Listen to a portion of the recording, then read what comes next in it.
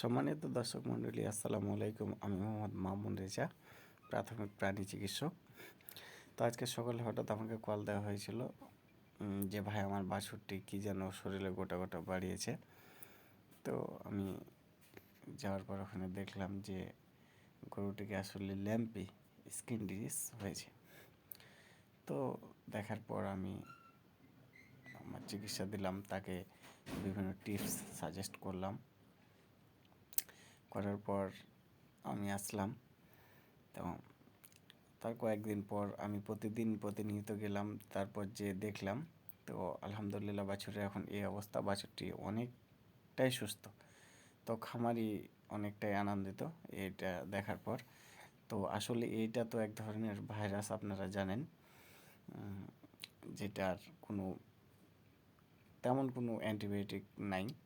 তো আপনাদের আমি সাজেস্ট করব যে আপনারা এটা হওয়ার আগে আপনার গরুকে অবশ্যই ভ্যাকসিন করে নেবেন।